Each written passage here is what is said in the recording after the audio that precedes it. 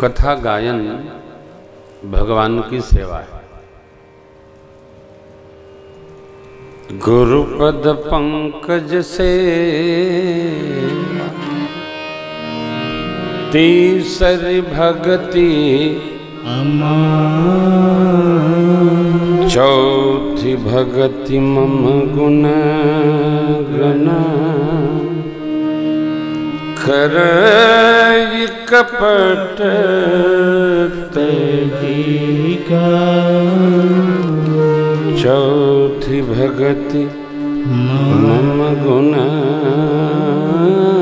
गण करई कपट तेजिका। गांधर्व विधान में एक श्लोक है, ये चौथी भगति। प्रभु कहते हैं मेरे गुण गणों का, गुण और गण माने समूहों का कैसे गान करे, देखिए। पूजात कोटि गुणम स्तोत्रम स्तोत्रात् कोटि गुणो जपः पूजात् कोटि गुणम स्तोत्रम स्तोत्रात् कोटि गुणो जपः जपात् कोटि गुणम गानम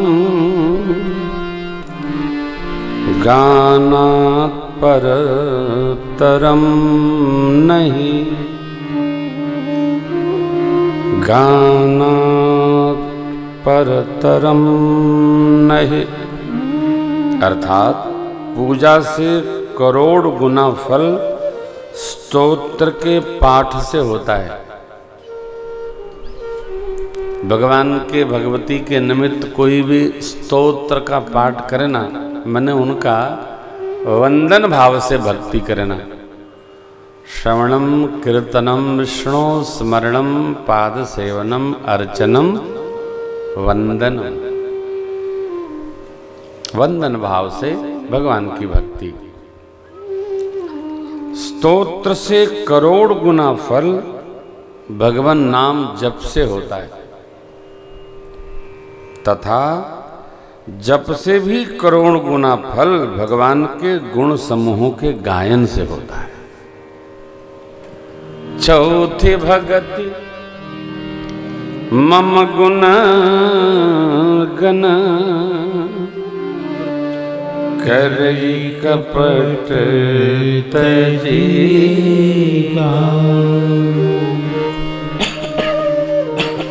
जितना हम जानते अथवा जितना हम समझते उतना गाइए। देख के गाइए, बिना देखे गाइए, कंठ में रखकर गाइए, ग्रंथ रखकर गाइए, गुण समूह का गान करिए।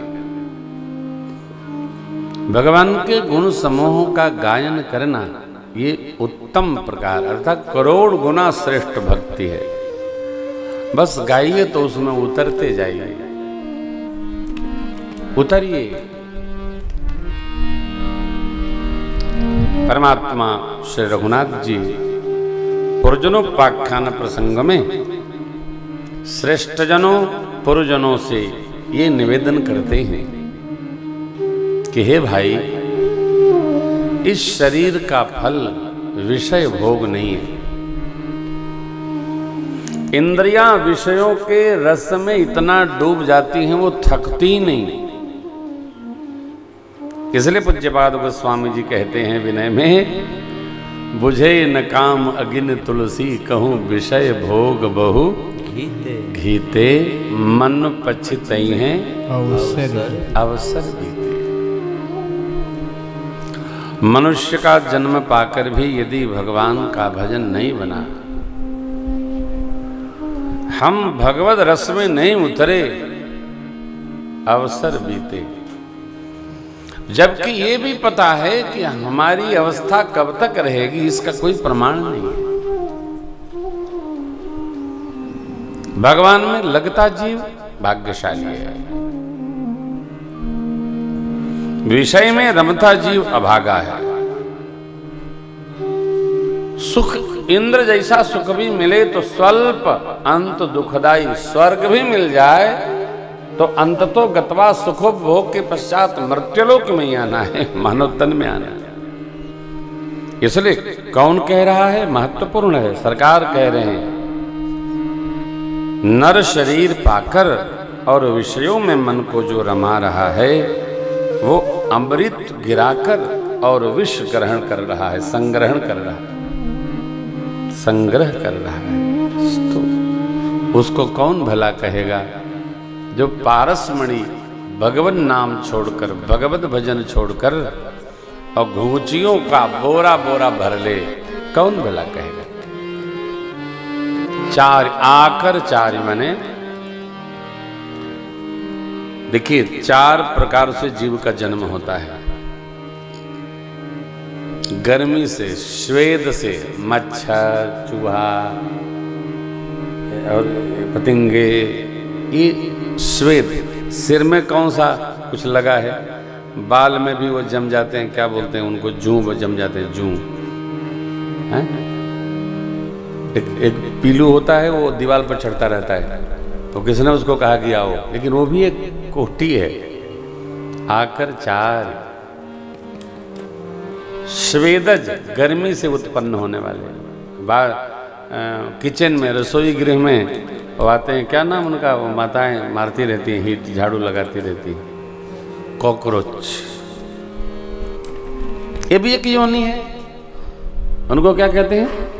स्वेदज, गर्मी से उत्पन्न होने वाले। स्वेद माने पसीने से उत्पन्न होने वाले। उद्भिज, अपने आप जन्म लेने वाले। कौन पहाड़ों पर जाके पेड़ लगाया? अपने आप जीव प्रकट होते हैं। ये भी एक वृक्ष, भी एक योनि है हमारे सदग्रंथों के न्याय अनुसार।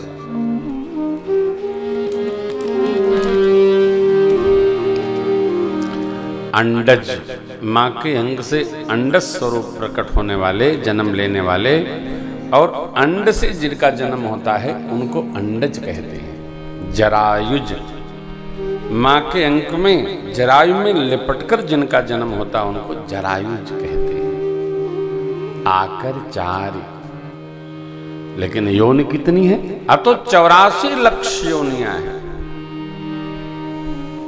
इन्हीं 84 लाख योनियों में जोनि भ्रमत यह जीव अविनाशी। हम आत्मस्वरूप हैं, अविनाशी हैं, हमारा विनाश नहीं होता।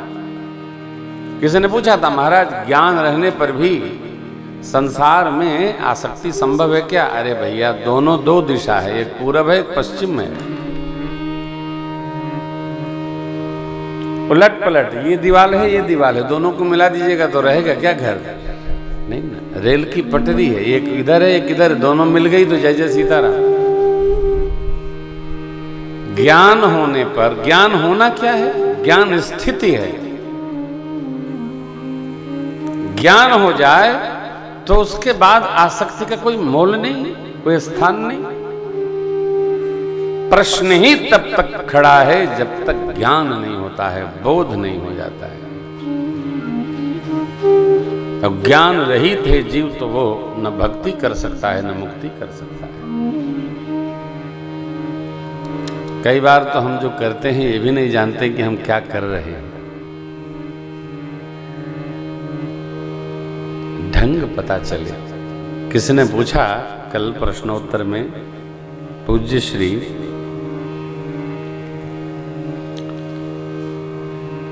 हम भगवान के निकट हो गए हैं, इसका पता कैसे चलेगा? सोचिए कितना कठोर उत्तर है। जाड़ा लग रहा हो, जाड़ा, आप अग्नि सेक रहे हो अथवा हीटर के पास बैठे हो, जाड़ा चला गया, इसका आपको कैसे पता चलेगा? हमारे कक्ष में ठंडक है, एयर कंडीशन चल रहा है। ठंडक में बैठकर आपके शरीर की गर्मी चली गई, इसका आपको कब पता चलेगा? उसका कोई समय है क्या? जिस प्रकार प्रकृति के व्यवहार का उपस्थित होना तो पता चलता है, लेकिन कब क्या परिवर्तन होता है पता नहीं चलता है। उसी प्रकार भगवान में मन लग गया, हम भगवान के कितना निकट कब पहुंच गए इसका पता किसी को नहीं चलता है, चलेगा भी नहीं। भाई दूध में मट्ठे का जामन पड़ा तो दूध अपने स्वरूप को छोड़कर कब दधी बन गया, ये कोई समय है क्या? कैसे पता चलता? नहीं पता चलता है। कब कौन सी घटना जीवन में घट जाए इसका पता नहीं चलता है। जिस प्रकार बहुत सारी घटनाओं का पता नहीं चलता है, उसी प्रकार भगवान में हम, भगवान के हम, भगवान हम में, हम भगवान में कब एक दूसरे में लीन हो गए इसका पता नहीं चलता है। 84 लक्ष योनियों में सरकार मेरे कह रहे हैं जोनि भ्रमत कौन? अब तो यह जीव अविनाशी, यह अविनाशी जीव 84 लक्ष में टहलता रहता है। कैसे टहलता है? माया प्रेरित होकर।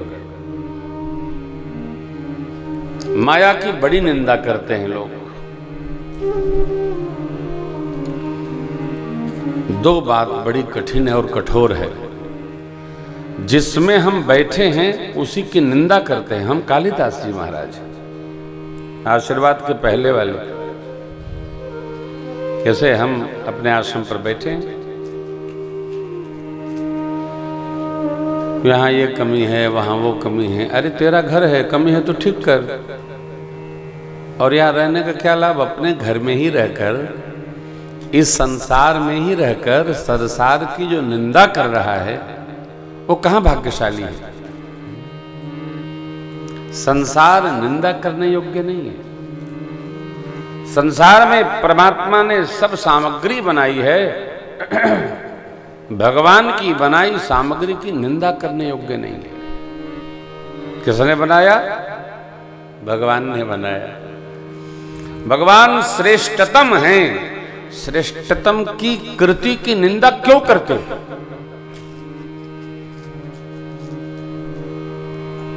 नौजवान भाई बहन इसीलिए आजकल भक्ति पथ में नहीं उपस्थित होना चाहते हैं। क्यों? केवल यही बताया गया ये संसार झूठा है,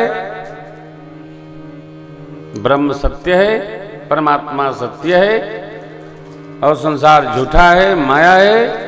इसको छोड़ो, क्या करो? जो हम करते हैं तू भी करो, ये ले हो गया काम। जीव माया प्रेरित होकर फिरत सदा माया कर प्रेरा। क्यों फिरत? अपने अपने किए हुए कर्मों के प्रभाव से, समय के कारण और अपने कर्मों से उत्पन्न स्वभाव के कारण से। तीनों प्रमाण है। हमने जो क्रियमाण किया, संचित हुआ, उसके प्रभाव से हमारा स्वभाव बना।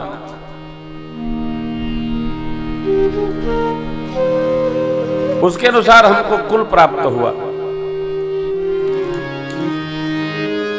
उसी के अनुसार